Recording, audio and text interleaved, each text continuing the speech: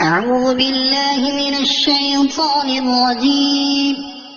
بسم الله الرحمن الرحيم. فكيف إذا جمعناهم ليوم لا ريب فيه ووفيت كل نفس ما كسبت وهم لا يظلمون. قل اللهم مالك الملك تؤتي الملك من تشاء وتنزع الملك ممن تشاء وتعز من تشاء وتذل من تشاء بيدك الخير إنك على كل شيء قدير. تولج الليل في النهار وتولج النهار في الليل وتخرج الحي من الميت وتخرج الميت من الحي وترزق من تشاء بغير حساب. لا يتخذ المؤمنون الكافرين أولياء من دون المؤمنين ومن يفعل ذلك فليس من الله في شيء إلا أن تتقوا منهم تقاه ويحذركم الله نفسه وإلى الله المصير. قل إن تخفوا ما في صدوركم أو تبدوه يعلمه الله ويعلم ما في السماوات وما في الأرض والله على كل شيء قدير. يوم تجد كل نفس ما عملت من خير محضرا وما عملت من سوء تود لو أن بينها وبينه أمدا بعيدا ويحذركم الله نفسه والله رءوف بالعباد.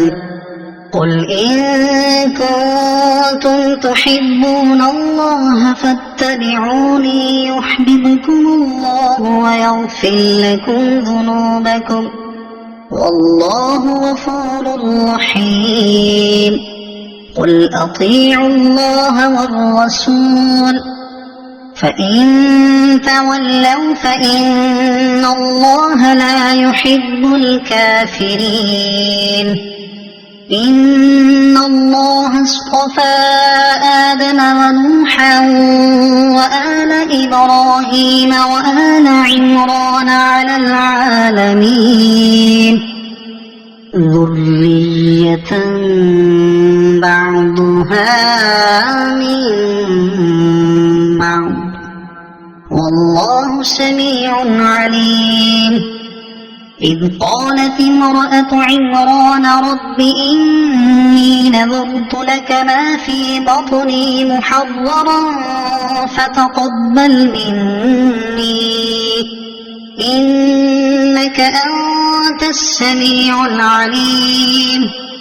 فلما وضعتها قالت رب إني وضعتها أنثى والله أعلم بما وضعت وليس الذكر كالأنثى وإني سميتها مريم وإني أعيذها بك وذريتها من الشيطان الرجيم. فتقبلها ربها بقبول حسن وأنبتها نباتا حسنا وكفلها زكريا. كلما دخل عليها زكريا المحراب وجد عندها رزقا قال يا مريم أنى لك هذا؟ قالت هو من عند الله إن الله يرزق من يشاء بغير حساب. هنالك دعا زكريا ربه قال رب هب لي من لدنك ذرية طيبة إنك سميع الدعاء. فنادته الملائكة وهو قائم يصلي في المحراب أن الله يبشرك بيحيى مصدقا بكلمة من الله وسيدا وحسورا ونبيا من الصالحين. قال رب أنى يكون لي غلام وقد بلغني الكبر وامرأتي عاقر؟ قال كذلك الله يفعل ما يشاء. قال رب اجعل لي آية. قال آيتك ألا تكلم الناس 3 أيام إلا رمزا واذكر ربك كثيرا وسبح بالعشي والإبكار. وإذ قالت الملائكة يا مريم إن الله اصطفاك وطهرك واصطفاك على نساء العالمين.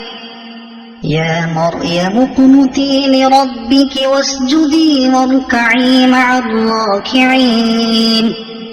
ذلك من أنباء الغيب نوحيه إليك وما كنت لديهم إذ يلقون أقلامهم أيهم يكفل مريم وما كنت لديهم إذ يختصمون.